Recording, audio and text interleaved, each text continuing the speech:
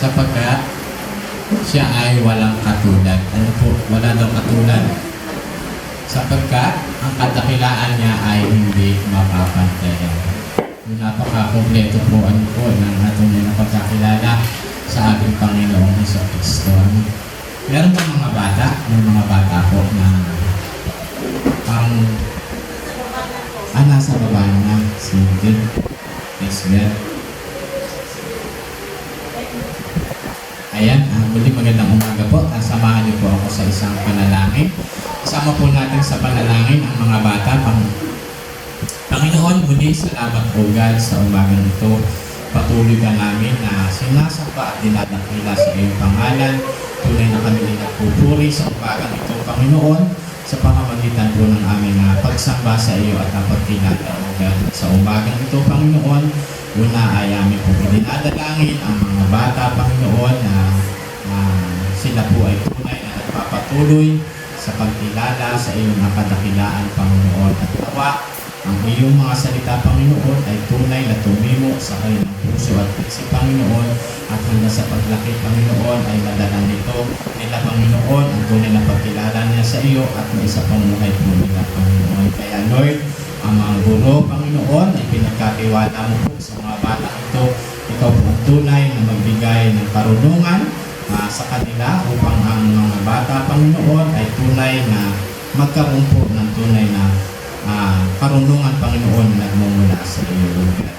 And Lord, this time, sa umagang ito, ay patuloy ko rin po na dinadalangin, Panginoon, ang aking pong mga kapatid na naririto na patuloy na magpupuri, Panginoon.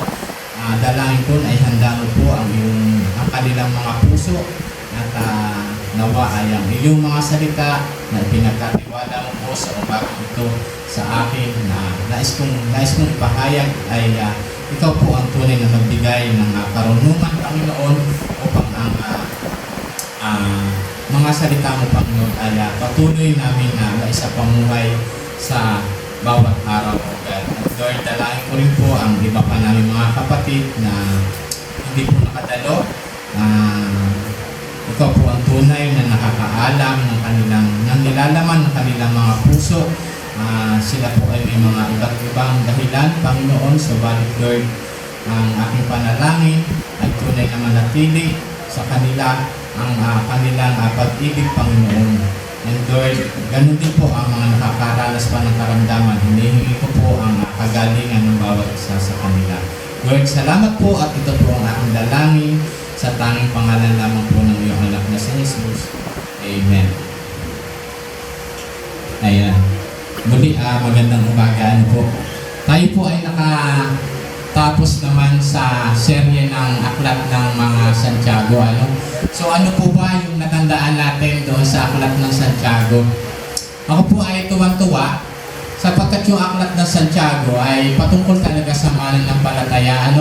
At bilang tayo ay mananampalataya, ay tunay na talagang magagamit natin sa pang-araw-araw nating pamumuhay ang mga nakasaad doon sa aklat ng Santiago, doon sa aklat ng sa chapter 1, natatandaan po ay yung patungkol sa mga nakakaranas ng pagsubok. Ano po? Yun ang mga sa chapter 2, ang sinasabi doon, yun daw pong pananampalatayang may kasamang gawa na yun. So marami po at nandun din yung sa parte ng kung paano yung tamang pagsasalita, pakikitungan natin sa ating kapwa na andun din. Kaya kung tayo po may pangangailangan sa ating pang araw-araw na pamumuhay, kung tayo nakakaranas sa pagsubok, ano man ang ating nararanasan, basahin po natin ang aklat ng Santiago. And ngayon po tayo po ay nasa serye ng Corinto. Corinto.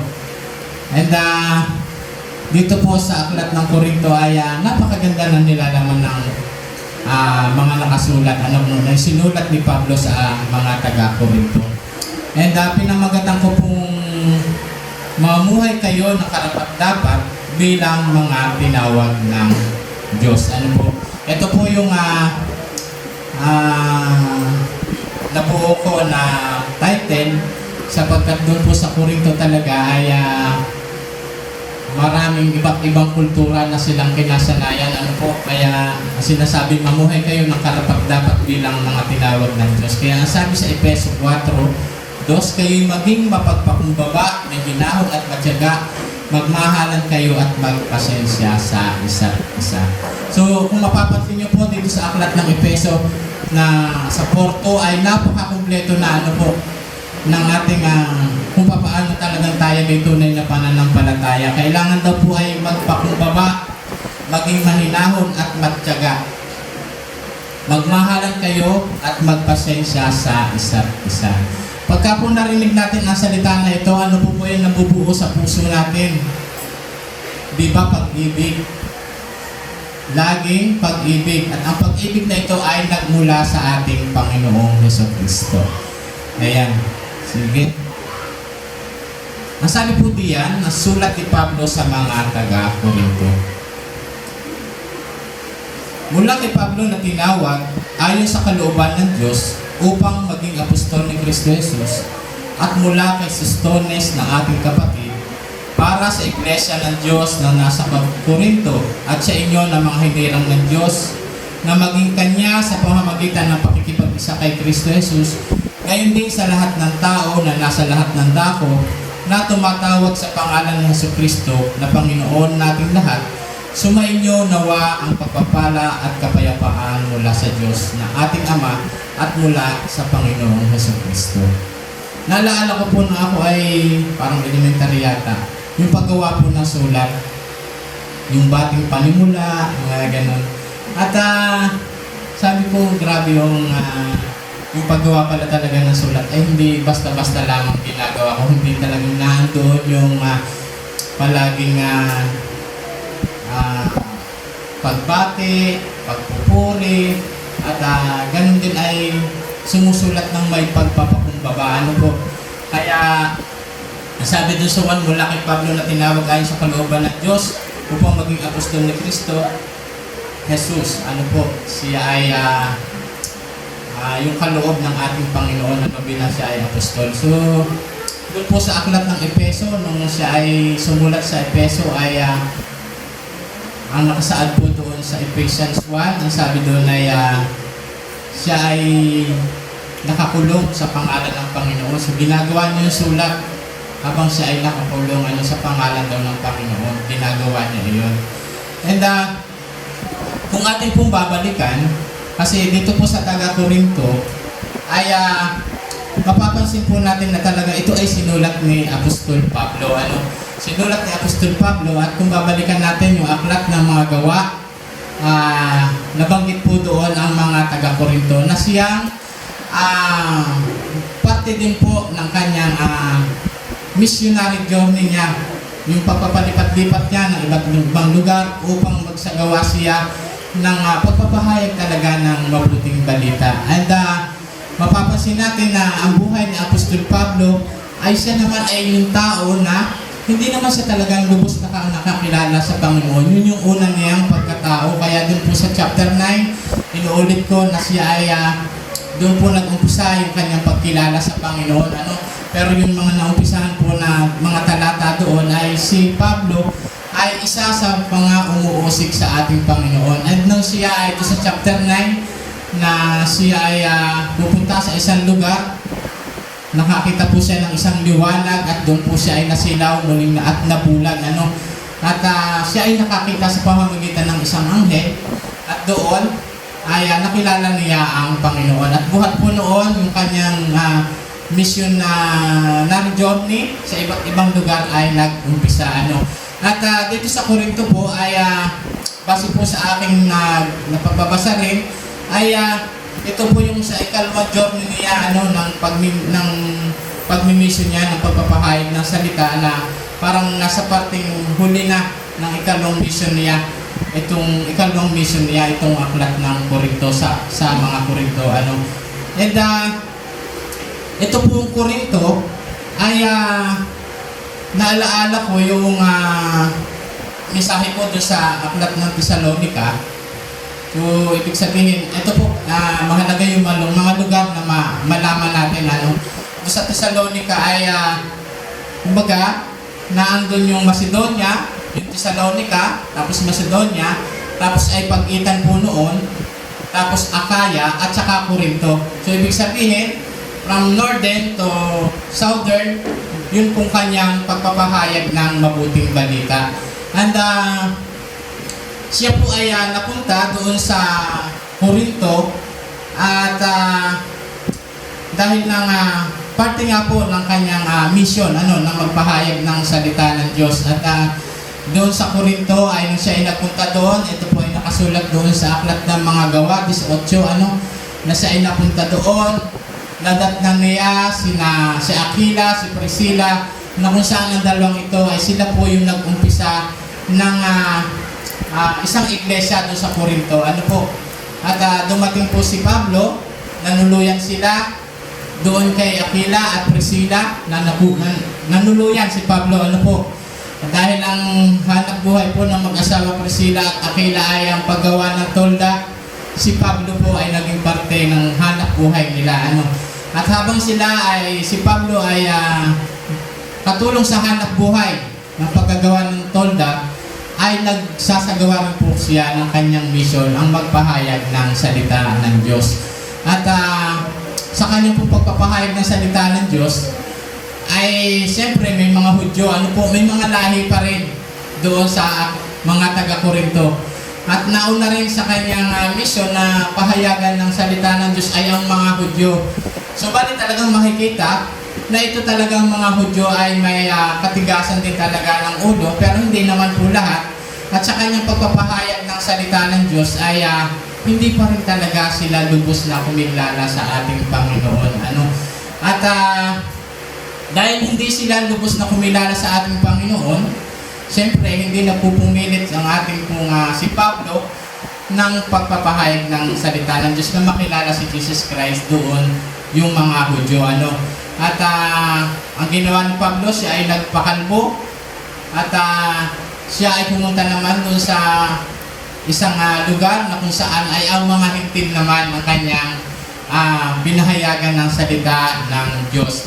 Sapagkat doon din po sa Corinto ay mapapansin din natin ang mga tauhan doon, si Priscilla, si Aquila, naandun din po si Apollos, dumating din si Silas at saka si Timoteo, na ang mga taong yun ay talagang ginamit talaga ng Panginoon upang magpahayag ng salita ng Diyos. So mapapansin natin na hindi lamang talagang si Pablo ang nagpupursige ng pagpapahayag ng mabuting balita. Talagang sila ay nagtutulong-tulong. Ang lahat ng mga nakakilala sa Panginoon ay nagtutulong-tulong upang maipalaganap ang salita ng Diyos.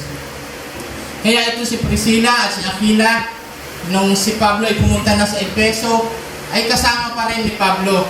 Kaya isipin nyo siya, ito po kasi si Priscilla at si Aquila ay nagmula sa Roma sapagkat pinalayas sila ni Claudio, yung mga Hudyo, yung lahing Hudyo. Subalit si Priscilla at Aquila naman ay nakakilala sa Panginoon.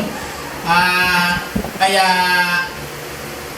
silang dalawa ay kasama din ni Pablo papunta na ng Efeso. At nakakatuwa sapagkat talagang ganun po pala ang nangyayari bilang isang alagad ng Panginoon na talagang nagpapalipat-lipat ng iba't ibang lugar upang maipahayag lang talaga sa buong mundo ang salita ng Diyos. Kaya bilang mga alagad talagang huwag po tayong magtaka na tayo ay napupunta sa iba't ibang lugar upang magpahayag ng salita ng Diyos. Kaya po dito sa pagkasulat niya doon sa Corinto ay lumanay at napakaganda ng kanyang pagpaparating ng pagkakasabi doon sa mga taga-Corinto. At in-address din po ito kay Sostones.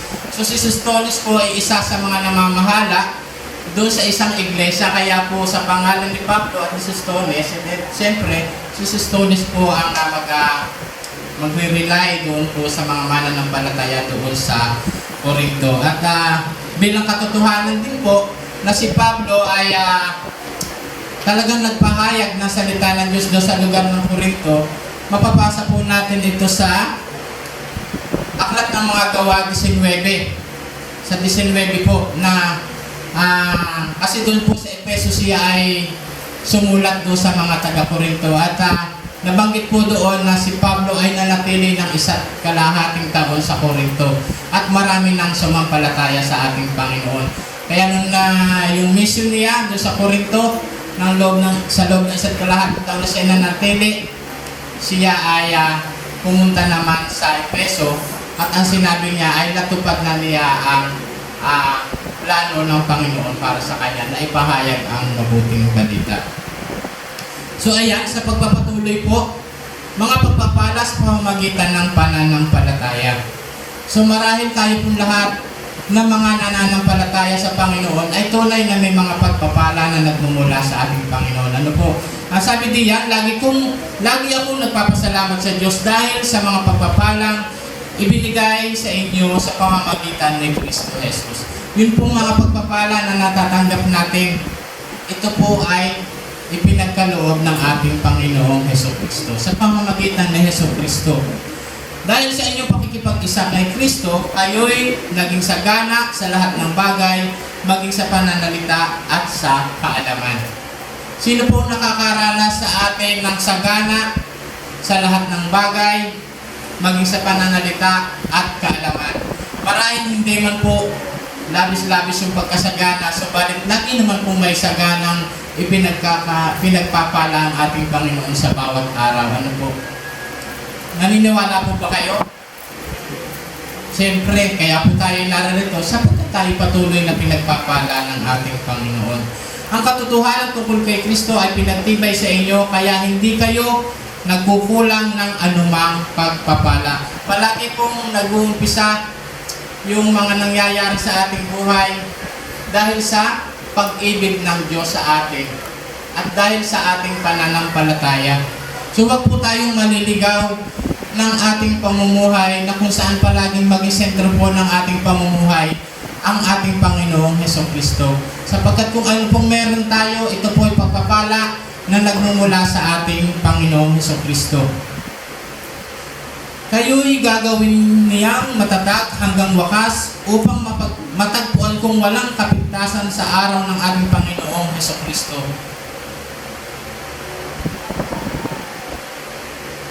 Ayun, nabanggit ko na kaya't hindi kayo nagkukulang anumang pagpapala habang hinihintay ninyong bumalik ang ating Panginoong Hesukristo. So talaga pong yung katotohanan ng muling pagbabalik ng ating Panginoon ay mangyayari. Kayo gagawin niyang matatag hanggang wakas upang matagpuan kayong walang kapintasan sa araw ng ating Panginoong Hesukristo. Gagawin niyang matatag hanggang wakas.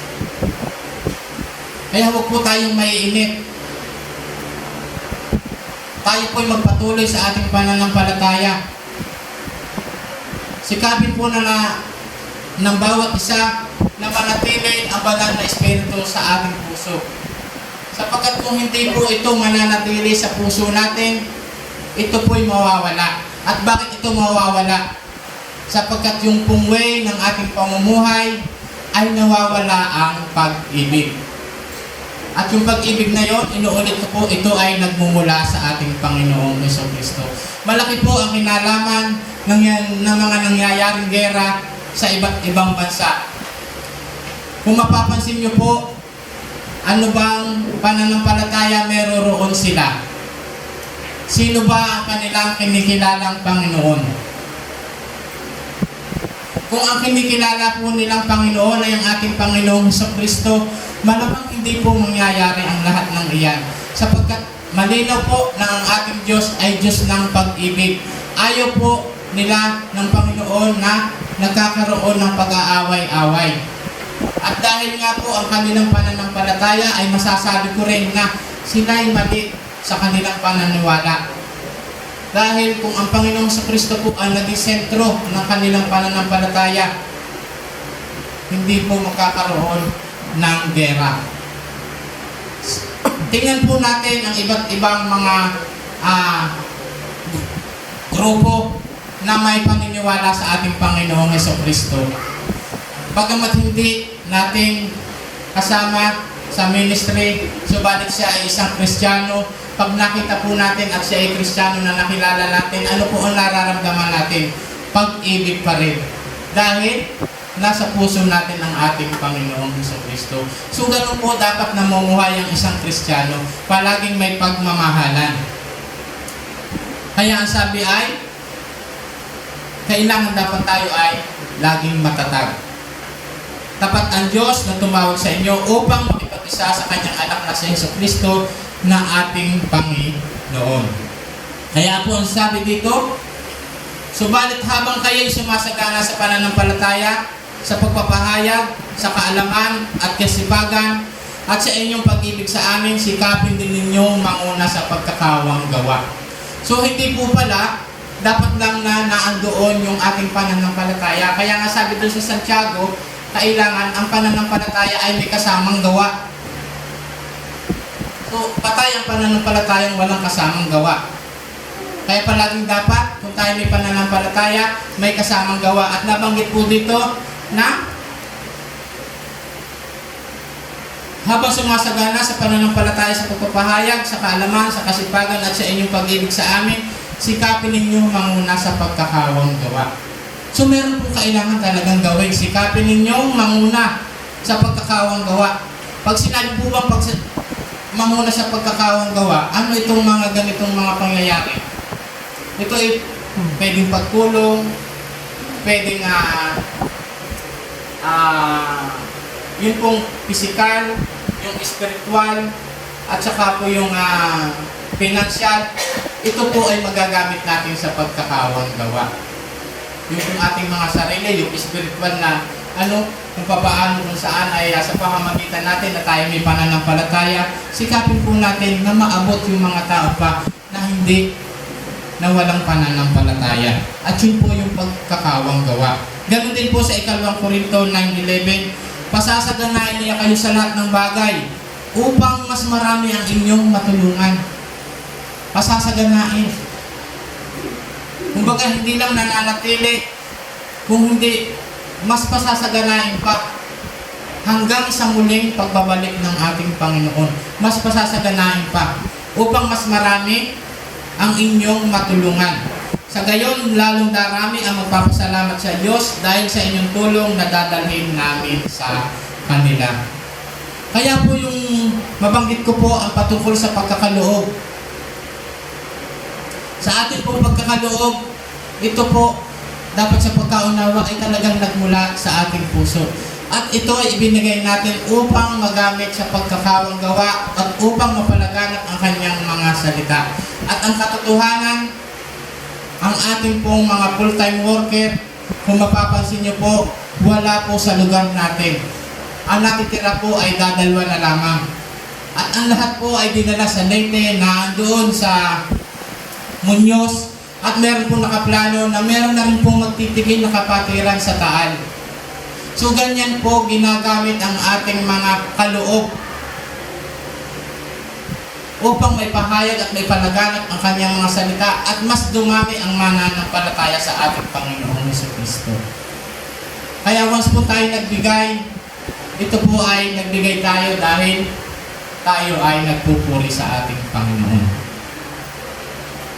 Sunod, ito rin po ang isang dahilan kung bakit si Pablo ay sumulat sa mga taga-Korinto. Meron pong problema.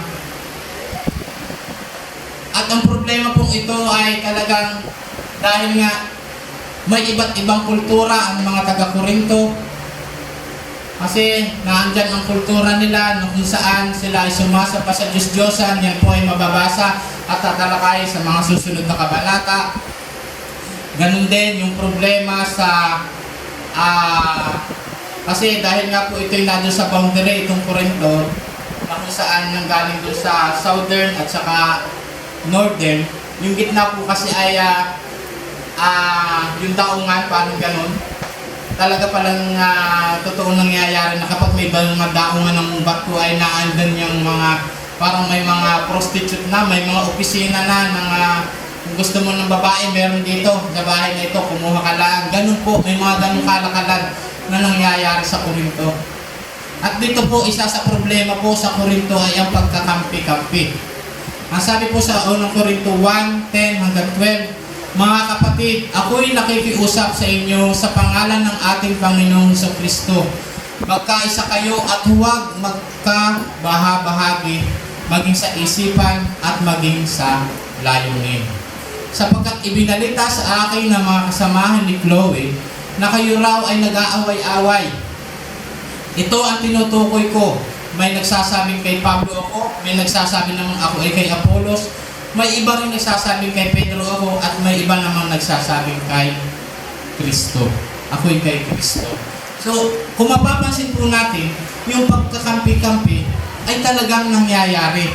Nabagamat doon sa Korinto, na napakatagal ng panahon at matagal na nangyayari, pero hanggang sa ngayon ay kung mapapansin pa rin natin, ay sariwa at sariwa pa rin sa iba't ibang mga iglesia. Ito po ay talagang nangyayari. Yung mga pagkakampi-kampi.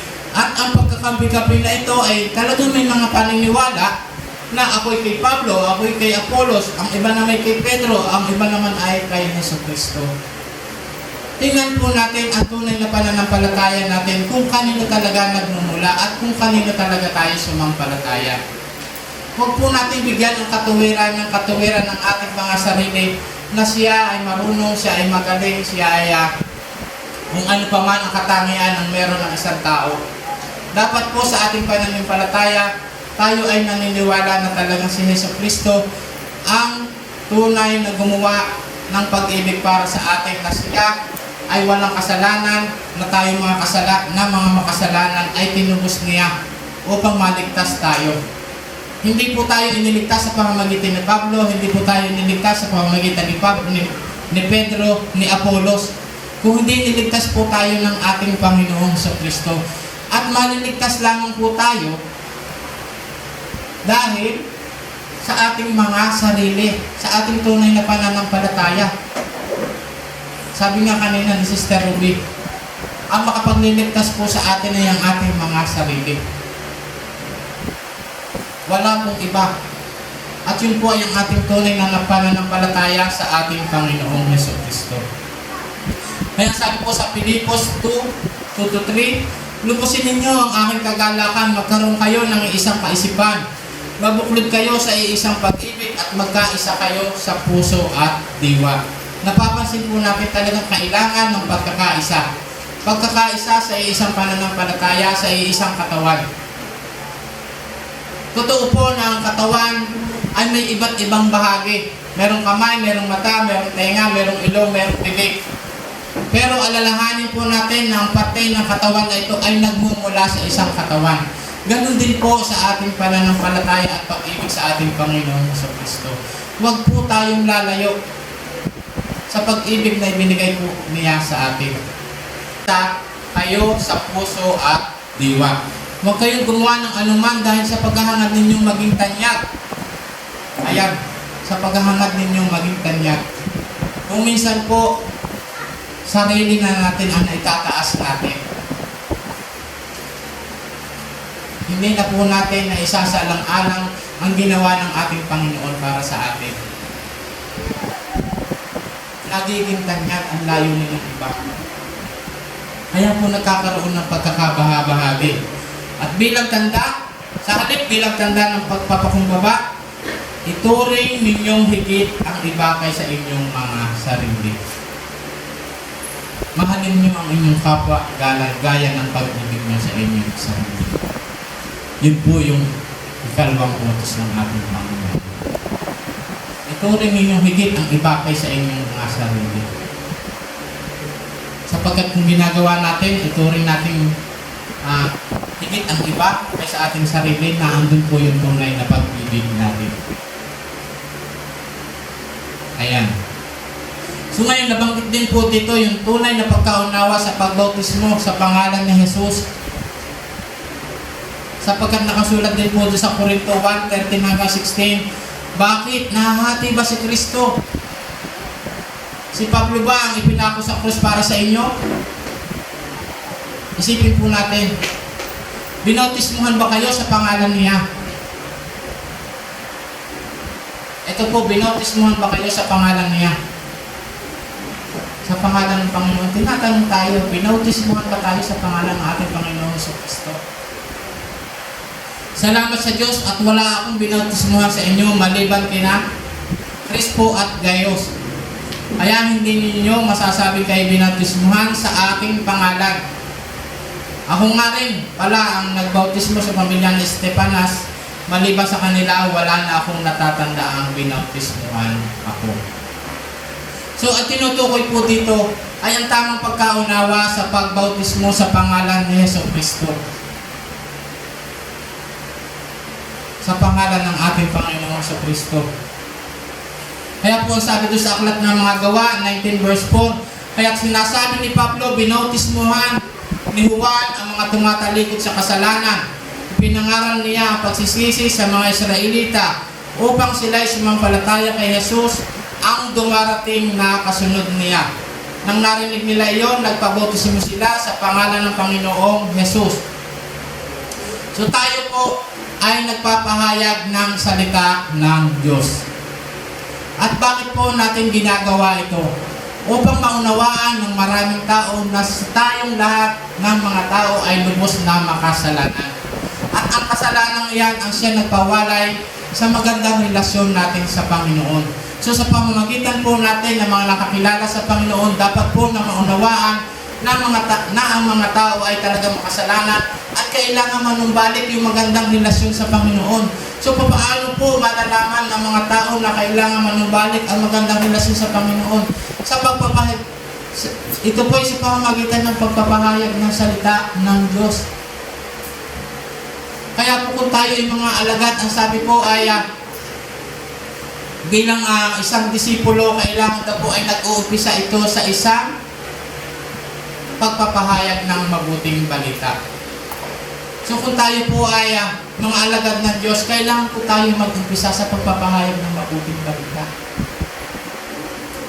Kaya po si Pablo, yun po ang kanya, si Juan, ang ginagawa niya po ay upang maunawaan ng mga tao ang patungkol sa kasalanan at kung paano manunumbalik ang mga tao sa magandang relasyon sa Diyos at ito ay ang pagsisisi. So kanino magsisisi? Sa ating Panginoong Jesucristo, hindi po kay Juan. Kaya ang sinasabi ay upang sila'y sumampalataya kay Jesus ang dumarating na kasunod niya. Ang dumarating na kasunod niya, ang Panginoong Jesucristo, at ito ay ang banal na Espiritu. Once tayo po ay nagsisi sa ating Panginoon ng ating mga kasalanan, bababa po ang banal na Espiritu. Tinanggap natin ang ating Panginoong Jesucristo bilang ating sariling tagapagligtas, ang banal na Espiritu ay darating. At yun po yung higit na makapangyarihan sa lahat, hindi po si Juan. Ginamit po si Juan upang ang matutunan lang natin at malaman na dapat nating pagsisihan ng ating mga kasalanan. Kung natatandaan niyo po yung tamang pagsisisi doon sa alibugang anak, yung topic nung nakaraang linggo, talaga pong ang sabi ng anak, Ama, hindi na po ako karapat-dapat na tawagin ninyong anak. Ako po ay nagkasala sa Ama at sa iyo. Yung po tamang pagsisisi na siya ay bagamat siya isang tunay na anak, dahil sa siya nakaranas ng gutom, ang sinabi niya para lang tanggapin siya ng Ama, huwag niyo na po akong tawaging anak. Dahil ako'y nagkasala sa Diyos at sa iyo. Yun po yung tamang pagsisisi. Hindi yung nagkasala po ako sa iyo, bilisan nyo na po ako ng maganda. Sa Ama pa rin po nagmula dahil mahal ng Ama ang kanyang anak. Siya ay may lubos na pagsisisi. Ayan. Sunod. Sa unang Korinto 1:17, sapagkat isinugo ako ni Kristo, hindi upang magpabautismo, kundi upang mangaral ng magandang balita. So si Pablo po ay isinugo ng ating Panginoon, hindi magbautismo, hindi upang mangaral ng magandang balita. Huwag po tayong malilito. Pinangaral ko nga ito, ngunit hindi sa pamamagitan ng mahuhusay na pagtatalumpati at karunungan ng tao nang sa gayon ay hindi mawala ng kabuluhan ang pagkamatay ni Kristo sa krus. So, ang atin pong si Apostol Pablo ay ang nais niya talaga ay ang ipahayag ang mabuting balita. Nandun din po yung pagpabautismo. Ano po? Pero hindi naman kailangan pag lumapit ako sa iyo, binabautismohan na kita. Kailangan maunawaan niyo muna yung mabuting balita. Na kung saan yung mabuting balita ay siyang magdudulot ng kaligtasan. At kapag naunawaan niyo, doon po magkakaroon ng baptism. Ano? Kailangan ipangarap mo na. Kaya sabi, mag-uumpisa ito sa isang pagpapahayag ng mabuting balita. Sa Mateo 28, verse 19, kahit habang kayo humahayo, gawin ninyong alagad ko ang mga tao sa lahat ng bansa. Ayan. Bautismuhan ninyo sila sa pangalan ng Ama, ng Anak, at ng Espiritu Santo. Sino po kailangan tanggapin? Si Jesus. Pero nabanggit po dito tatlo sa pangalan ng Ama at ng Anak at ng Espiritu Santo.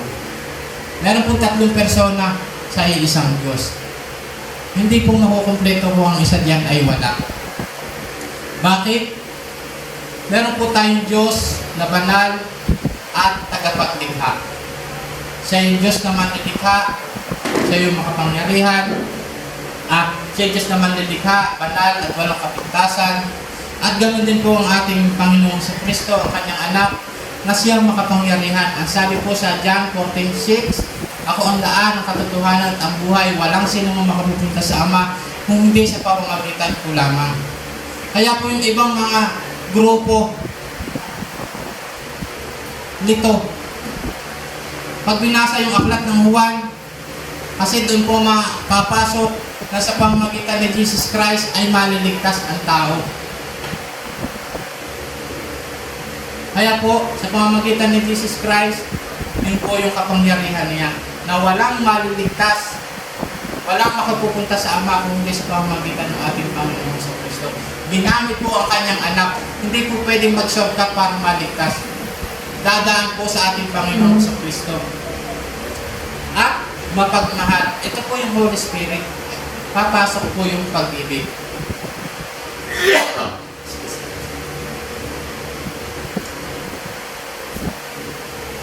Sunod, ang mga mananampalataya ay naliligaw ng landas. Hindi po mga mananampalataya ay naliligaw na ng landas. Sa 18 hanggang 20, ang mensahe tungkol sa pagkamatay ni Kristo sa krus ay kahangalan para sa mga taong naliligaw ng landas. Ngunit ito'y kapangyarihan ng Diyos para sa ating mga niligtas. Kahangalan daw po para sa mga taong naliligaw ng landas. Kung ikaw ay nakakilala sa Panginoon at ikaw ay naliligaw ng landas, isa kang hangal. Yun po yung sinasabi dito. Subalit, yung sinasabi, kapangyarihan ng Diyos para sa ating mga naliligtas. Ibig sabihin, kung tayo po'y nananatili sa ating pagsunod at pananampalataya sa Diyos, nananatili po yung kapangyarihan ng Diyos sa atin. Sapagkat nasusulat, sisirain ko ang karunungan ng marurunong at gagawin kong walang saysay ang katalinuhan ng matatalino. Ito po ang pangkaraniwang nangyayari. Nakakilala na sa Panginoon, pero ang nangyayari, mas marunong pa siya sa Diyos. Kaya po nagkakaroon ng pagkakabahabahagi na siya pong problema doon sa Korinto. At maging sa atin po, sa lahat ng mga panambahan, nagkakaroon po talaga ng pagkakabahabahagi. Ano ngayon ang kabuluhan ng marurunong ng mga tagapagturo ng kautusan ng mahuhusay na debatista? Sa kapanahon ng ito, ipinapakita ng Diyos na ang karunungan ng sanlibutan ito ay pawang kahangalan lamang. Inulit po, pawang kahangalan lamang. Yung mga nagsasabing sila ay matatalino, nagsasabing mga marurunong.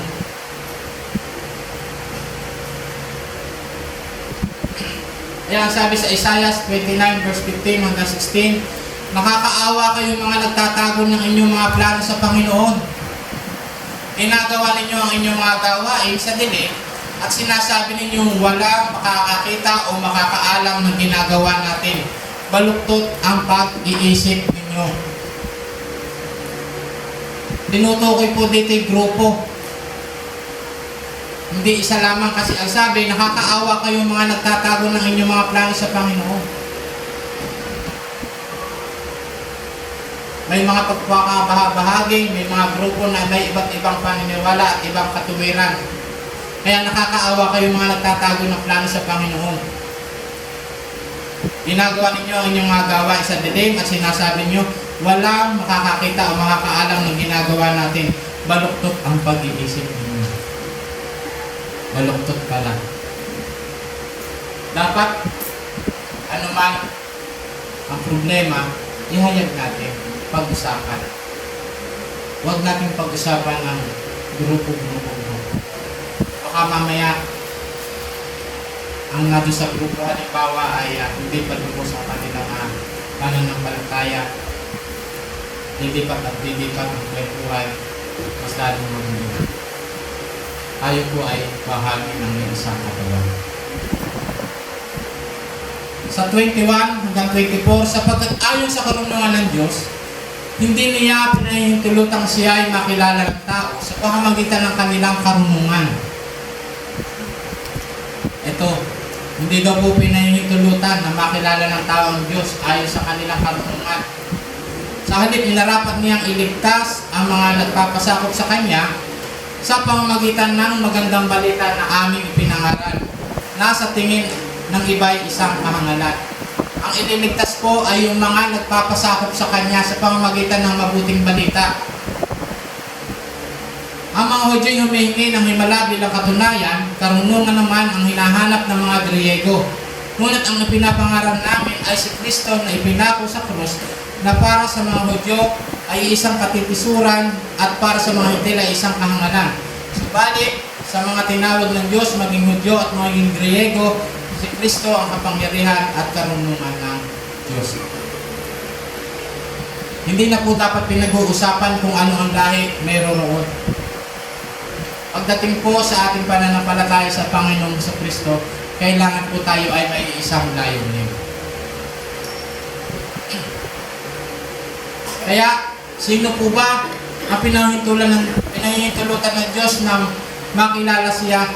Sino ang hindi pinahihintulutan ng Diyos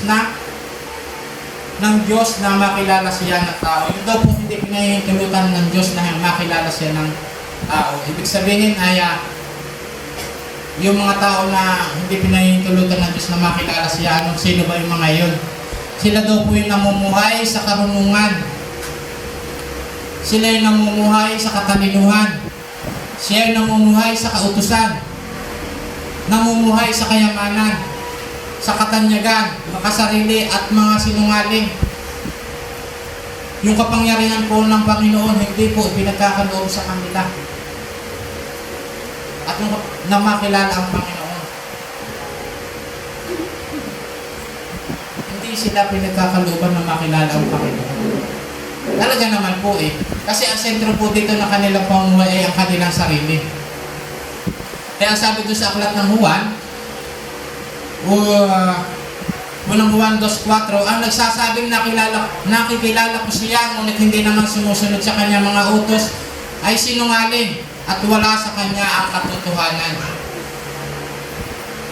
Ito po mga taong ito,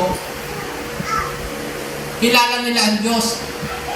Pero, wala po sa kanila ang pamumuhay bilang isang tunay na kumikilala sa Diyos. Kilala po hindi sumasampalataya. Magkaiba po yung sumampalataya sa Diyos. Kilala lang nila. Kilala. Hindi lahat ng tumatawag sa aking Panginoon ay papasok sa kaharian ng langit, kundi ang mga tao lamang na sumusunod sa kalooban ng aking Amang nasa langit. Maaaring ang mga taong ito makaranas din po ng pagtawag sa Panginoon.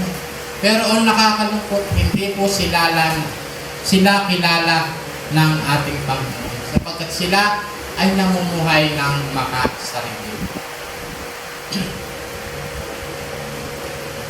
Sa Korinto 1:25 hanggang 28, sapagkat inaakala nila ang kahangalan ng Diyos at ay karunungan higit pa sa karunungan ng tao, at ang inaakala naman nilang kahinaan ng Diyos ay kalakasan higit pa sa kalakasan ng tao. Mga kapatid, alalahanin ninyo ang inyong katayuan noong kayo tawagin ng Diyos. Iilan lamang sa inyo ang matatawag na marunong, makapangyarihan at maharlika sa paningin ng tao. Subalit, pinili ng Diyos ang mga naturingang hangal sa sanlibutan upang hiyain ang marurunong. At pinili niya ang mga naturingang mahihina upang hiyain ang malalakas. Pinili niya ang mga pangkaraniwang tao, mga hampas lupa at mga mahihina sa sanlibutan ito upang ipawalang saysay ang mga kinikilala sa sanlibutan. Sino po yung mga pinili? Ito po yung mga marunong magpakumbaba, marunong sumunod. Kaya po ang sabi dito, sino ang mga taong makakatagpo sa Diyos? Yung pong masunurin sa Diyos, may tiwala sa Diyos, mapagpakumbaba at may pananampalataya. Kaya ang sabi sa Efeso 4:2-3, kayo'y maging mapagpakumbaba, mahinahon at matyaga. Magparaya kayo dahil sa inyong pagmamahal sa isa't isa. Sikapin ninyong mapanatili ang pagkakaisang mula sa Espiritu sa pamamagitan ng kapayapaang nagbubuklod sa inyo. Napakalaking parte po ng pagpapakumbaba, mahinahon at matyaga. Kaya po si Jesus Christ, talagang ang kanyang pagpapakumbaba ay lubos na masasabi natin na talagang sagad-sagad dahil sa pag-ibig niya sa atin. At tayo po ganun din, mamuhay tayo ng masunurin, may tiwala sa Diyos, mapagpakumbaba at may pananampalataya. Sa Pilipos 3:8, at hindi lang iyan para sa akin, ang lahat ng bagay ay walang halaga kung ihahambing sa pagkakilala ko kay Kristo Jesus na aking Panginoon. Itinuturing ko na parang basura ang lahat ng bagay makamtan lang si Kristo. Ito po ay si Pablo ang nagsasabi. Ang sinasabi dito ay itinuturing niyang walang halaga kung ihahambing sa pagkakilala ko kay Kristo na aking Panginoon. Itinuturing kung paano basura ang lahat ng bagay makamtan lang si Kristo. So, ibig sabihin, talagang ang inuuna ay ang kaharian ng Panginoon. Kung minsan po talaga, naiisip ko rin, medyo madalang na ako makauwi sa amin. Pero sabi ko, sige lang, hindi naman ako nakatambay sa bahay. Ako na may ginagawa para sa Panginoon. At parte po ng aking pagtitiis, ng aking pagsunod, ang gawain niyon. Si Jesus lamang ang dapat ipagmalaki. Tunay po ba? Wala na po tayong dapat ipagmalaki kung hindi ang ating Panginoong Jesucristo. Ang sabi sa unang Korinto 1:29-31, kaya walang makapagmamalaki sa harap ng Diyos dahil sa Kanya tayo na kay Kristo Jesus. Si Kristo ang karunungan ng Diyos para sa atin. Sa pamamagitan niya, itinuturing tayo ng Diyos na matuwid, ibinukod para sa Kanya at tinubos sa ating mga kasalanan. Kaya, gaya ng sinasabi sa kasulatan, ang gustong magmalaki, ipagmalaki lamang ang ginawa ng Diyos. Itinuring tayo ng Diyos na matuwid, ibinukod para sa Kanya at tinubos sa ating mga kasalanan. Wala pong ibang nakagawa nito kung hindi ang ating Panginoon sa Kristo. Kaya ang sabi, ang dapat daw pong ipagmalaki ay walang iba kung hindi ang ginawa ng Diyos. Wala pong dapat ipagmalaki kung hindi ang ating Panginoon sa Kristo.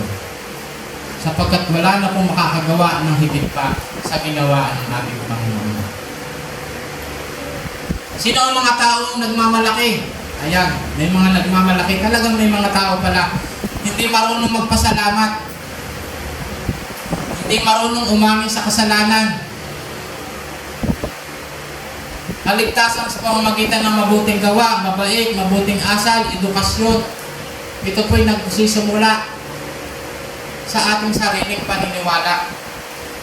Sila po yung may mga nagmamalaki, may mga pinagmamalaki sa buhay nila. Pero ang sabi, si Kristo lamang ang dapat ipagmalaki. At yun po yung mga katangian ng mga tao, hindi marunong magpasalamat. sila po yung makasalanan, sila yung naniniwala sa kanilang sariling mga gawa, mabubuting asal. Pero, alalahanin po natin na ang kaligtasan ay kaloob ng Diyos, hindi ito gawa sa ating pamamagitan ng ating sariling gawa. Kaya, kapag po meron ng isang taong ganitong mga katangian, sinasabi po na walang hanggang kamatayan pa rin ang kanilang pupuntahan. At yun po ay nakasulat doon sa aklat ng Pahayag 21 verse 8. Magiging, ang sinabi doon ay, sila ay mapupunti sa lawa na naglalagablab na asupre na siyang pangalawang kamatayan. Eternal death po. At sino ang mga tao may pananampalataya? Sila yung mga marunong magpuri sa Diyos. Lagi nagpapasalamat, umaamin at nagsisisi sa kanilang kasalanan, at namumuhay ayon sa kalooban ng Diyos. Namumuhay ayon sa kalooban ng Diyos. So, ibig sabihin, kapag namumuhay ayon sa kalooban ng Diyos, ito yung laging sumusunod sa ating Panginoon. Laging naandun yung pagkilala sa ating Panginoon. Nagpupuri at nagpapasalamat. At sila yung makakamit nila yung buhay na walang hanggan, eternal life. Kaya sabi sa Efeso 2:8-9, sa lahat ng mensahe ko, parang kasama lagi ito, dahil sa biyaya ng Diyos, naligtas kayo nang sumampalataya po kayo kay Kristo. Kaloob ito ng Diyos at hindi galing sa inyo. Hindi ito nakasalalay sa mabubuti ninyong gawa, kaya't walang dapat ipagmalaki ang sinuman. Dahil daw po sa biyaya ng Diyos, naligtas kayo nang kayo'y sumampalataya kay Kristo. Sa biyaya ng Diyos, hindi po ito dahil sa mabubuting gawa. Kailangan, kung tayo po may pananampalataya, bunga na lang po ng ating pananampalataya ang mabuting gawa. So yun, natapos po yung aklat ng unang Korinto. At ito po yung hamon. Sa Efeso 4:2, maging mahinahon kayo, magpakumbaba at maunawain at mapagpaumanhin sa mga pagkukulang ng bawat isa bilang pagpapakita ng pag-ibig. Sa 5:6, huwag kayong magpadaya kanino man sa pamamagitan ng mga pangatwiran, walang kabuluhan, sapagkat dahil sa mga ito, ang Diyos ay napupuro sa mga suwain. Sa 5:11 ng Efeso, huwag na kayong makikisama sa mga taong gumagawa ng mga bagay na walang itinulungang kabutihan. Sa halip ay ibunyag ninyo ang mga iyon. Nakuha ko po yung hamon sa aklat ng Efeso kasi nung pong panahon nung si Pablo ay sumulat sa mga taga-Korinto, nandito po sa Efeso. Kaya malaki pong bagay yung pong mga pangkasalukuyang mangyari, yung mga gagawing paalaala sa kanyang pinanggalingan. Ano po? Kaya ito po yung hamon. At tanong, anong karanasan sa aking buhay na ako'y pinagpala ng Diyos nang dahil sa aking paniniwala at pananampalataya sa Kanya? Dahil sa sinasabi na si Jesus lamang ang dapat ipagmalaki, naranasan ko na bang ipagmalaki ang Panginoong Jesus? Gaano kadalas? Malimit ba ito o minsan lamang at bakit? So dalawa lang po yung katanungan. Ano po? At maraming salamat po at yan po ang mensahe ng Diyos sa atin. God bless po. Ay pimanalangin bilang tapos. Salamat po Panginoon sa iyong mga salita na pinatanong po sa bawat isa sa amin. Tunay nga na ito po ay tamang pamumuhay kung saan ang aming Panginoon pananampalataya ay tunay na nakasalig sa iyo, Panginoon. Salamat po sa napakaraming paalaala na pinagkaloob po sa amin sapagkat kung meron po mga natitira pa sa aming puso na pagkakapahabahagi ay sa pamamagitan po ng iyong mga salita ay tunay na napakalinaw at liwanag po ng iyong mga salita patungkol sa mga itong pangyayari, Panginoon.